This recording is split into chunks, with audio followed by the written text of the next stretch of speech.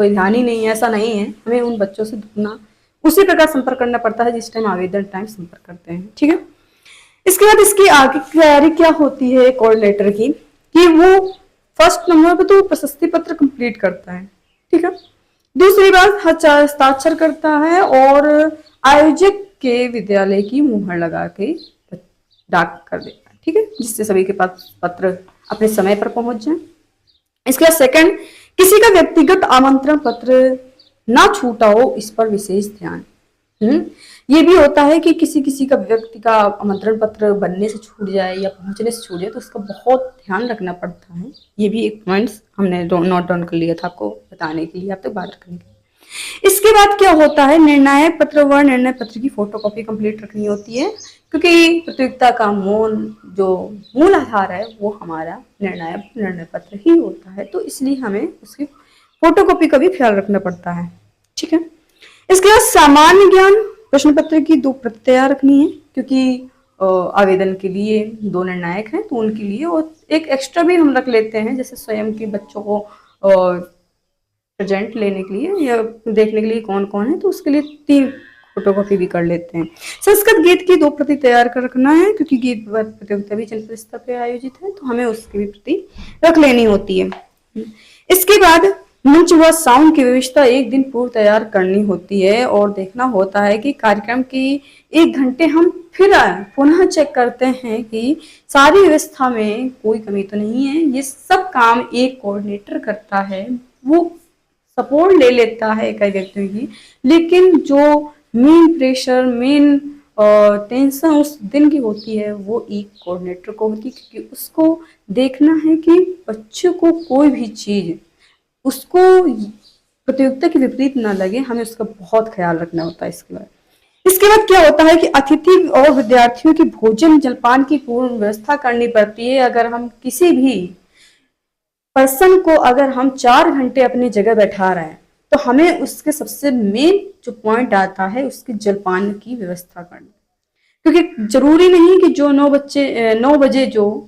आ गया अपने प्रतियोगिता स्थल पे वो भोजन ही करके आएगा, या 5 घंटे के बीच उसे जरूरत पड़ सकती है, तो उसको उस जगह माइंड ना घूमे, उसके लिए हम जलपान की व्यवस्था भी कर लेते हैं। ठीक है, इसके बाद क्या होता है, अतिथि व विद्यार्थियों के सादर सत्कार की तैयारी करना होता है, कि हमें उनके लिए क्या क्या करना है। बैनर है तो क्या बोलते हैं, सॉरी, वाउस होता है, या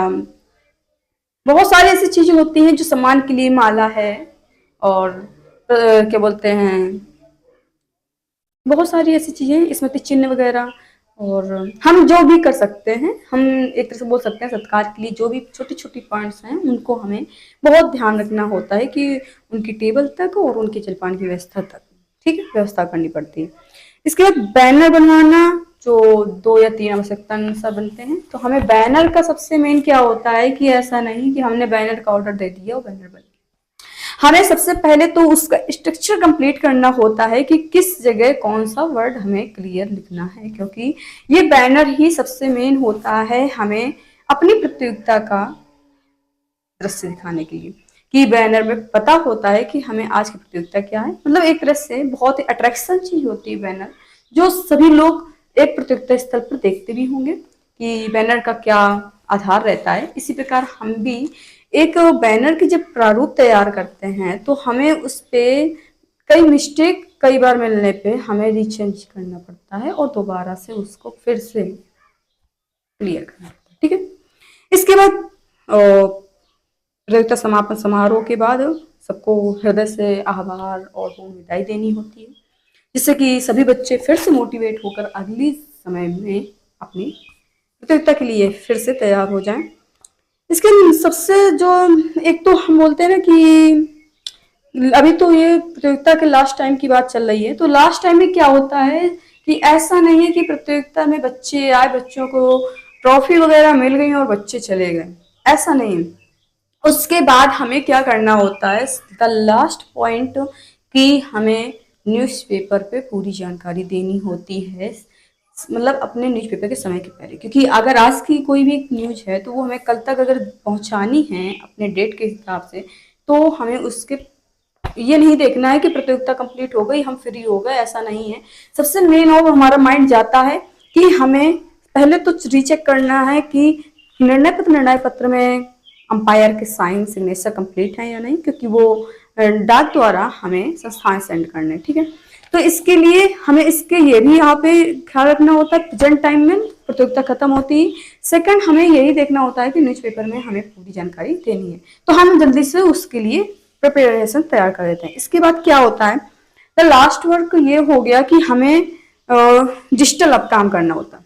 कोऑर्डिनेटर का काम ऑफलाइन इतना था जितना भी हमने आपको शेयर किया, इसमें भी हमने कुछ पॉइंट्स इसलिए वो कर दिए हैं रोक दिए हैं, क्योंकि वीडियो काफ़ी बड़ी हो जाएगी और हम नहीं चाहते वीडियो काफ़ी बड़ी हो, क्योंकि आप लोग भी देखने में आपके पास समय जितना है उसके हिसाब से बात भी पूरी हो जाए। और तो हमने डिटेल ज़्यादा चीज़ों को नहीं लिया है, हमने शॉर्टली आपको बता दिया है कि एक कोऑर्डिनेटर का वर्क क्या होता है। इसके बाद लास्ट वर्क ये है कि हमें निर्णय पत्र पे एंट्री करनी है डिजिटल काम से, मतलब ऑनलाइन हमें साइट पे अपलोड करना है। निर्णायक पत्र एंट्री करनी होती है, संयोजक एंट्री करनी होती है, निर्णायक एंट्री कंप्लीट देखनी होती है कि नहीं है, आयोजक एंट्री भी उसी में कंबाइंड है। इसी के बाद इसमें मंडल ट्रांसफर का काम भी, जो बच्चे यहाँ से विनर होके जाएंगे, जैसे फर्स्ट सेकंड थर्ड बच्चे जा रहे हैं विनर होके, तो हमें फर्स्ट गीत प्रतियोगिता और सेकंड सामान्य ज्ञान प्रतियोगिता दोनों के बच्चों को ट्रांसफर एंट्री में अब उनका फॉर्म अप्लाई करवा देना है। इसके बाद मानदेय एंट्री के लिए पूरे बच्चों की डिटेल्स रीचेक करनी पड़ती है। अगर बच्चों की कोई भी डिटेल्स मिस्टेक होती है तो हम उसे दोबारा संस्थान द्वारा सही कराते हैं। इसके बाद हमारे जो विजय प्रतिभागी निर्णायक संयोजक आयोजक का काम है, ये ऑनलाइन कंप्लीट हो जाता है। इसके बाद काम अभी भी खत्म नहीं हुआ है।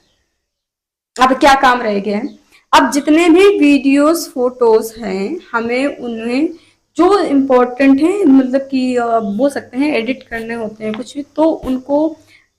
आवश्यकता अनुसार जो जरूरी हैं वो हमें सारे संस्थान की साइट पे अपलोड करने होते हैं। The last work, okay. आप लोग सोचेंगे कब से लास्ट वर्क हो रहा है। हाँ, क्योंकि कुछ कुछ पॉइंट्स हो जाते हैं जो हमें जैसे जैसे याद आते जा रहे हैं, जरूरी नहीं हमें सारा नोट डाउन कर रखा है। हमने कुछ पॉइंट्स ऐसे नोट कर रखे थे कि जिससे कि हम आप लोग को बताएं तो ज़्यादा मिस्टेक ना हो चीज़ें, क्योंकि मिस्टेक के साथ साथ बहुत सारी चीज़ें कुछ छूट जाती है, तो वो छूटे नहीं इसलिए हम ऐसे बता रहे हैं, ठीक है। इसके बाद क्या होता है, जनपद स्तर की साइट पे हमें मेन जिन जिन बच्चों को क्या बोलते हैं प्राइज मिलने होते हैं, जो अंपायर को उनका आने का पूरा, और जैसे आए हैं उनको बुलाए हैं तो संस्थान उसको उनका मानदेय देते हैं, तो वो मानदेय की एंट्री और संयोजक आयोजक की, मतलब कुल मिलाकर टोटल हमारे पास करीब 18 लोग हो जाते हैं जिनको मानदेय की पूरी प्रोसेस में देखना पड़ता है कि कहीं मिस्टेक नहीं है, नहीं तो बाद में सीधे कोऑर्डिनेटर पे बात आती है कि हमारी गलती क्या थी, हमारा पैसा क्यों रुक गया, तो हमें सबसे मेन ये देखना होता है, ठीक है। इसके बाद सारे ऑफलाइन काम भी अभी बचते हैं, मतलब ये ऑनलाइन भी हो गए, ऑफलाइन प्रतियोगिता भी हो गई, और सारे काम के बाद अभी भी काम बाकी है एक कोऑर्डिनेटर का। इतना आसान नहीं है कोऑर्डिनेटर वर्क करना, इसमें बहुत पॉइंट्स ऐसे हैं जो हर वक्त सब माइंडली क्लियर करने पड़ते हैं कि कब क्या कैसे कैसे याद रखने पड़ते हैं। कि देखो, एक आयोजक व्यय पत्र और वाउचर बिल प्लस निर्णायक निर्णय पत्र हमको सबसे लास्ट, बिल्कुल लास्ट, कुछ भी नहीं, जब ऑनलाइन सेंड करने के लिए बचेगा, ऑनलाइन काम नहीं बचेगा, ऑफलाइन काम नहीं बचेगा, तब लास्ट ये होता है कि बिल वाउचर, आयोजक व्यय पत्र और निर्णय निर्णायक पत्र विथ मोहर आयोजक की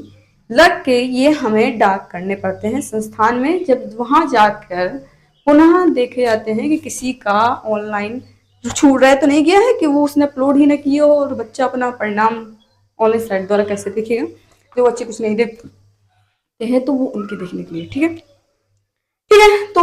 हमने इतनी जानकारी आपको शेयर की एक कोऑर्डिनेटर की, इसमें जो कुछ पॉइंट्स हमने शॉर्टली बता दिए हैं, अगर आप उनका भी डिटेल्स चाहते हैं या आप देखना चाहते हैं और डिटेल्स इसका क्या होता है अगर विस्तार तो हम एक न्यू वीडियो भी लेके आ जाएंगे, पर उसके लिए आपको कमेंट सेक्शन में बताना पड़ेगा कि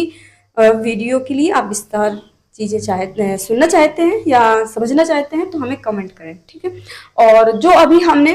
इस वीडियो द्वारा माध्यम से बताया, इसमें जो भी मिस्टेक हो उसके लिए आप हमें कमेंट में बता सकते हैं कि दीदी आपकी ये चीज़ मतलब कि ये चीज़ रह गई मिस्टेक, मतलब हमने पूरा प्रयास किया, ऐसी कोई मिस्टेक नहीं होगी जो हमने बताने में की हो, बट ऐसी मिस्टेक जो हमसे रह गई हो कि हमें ये बताना था और नहीं बता पाए, ठीक है। तो आप उनका हमें कमेंट सेक्शन द्वारा बता सकते हैं। इसके बाद वीडियो आपको अच्छी लगे या आपको समझ आई हो तो आप हमें लाइक, सब्सक्राइब एंड शेयर करना ना भूलें।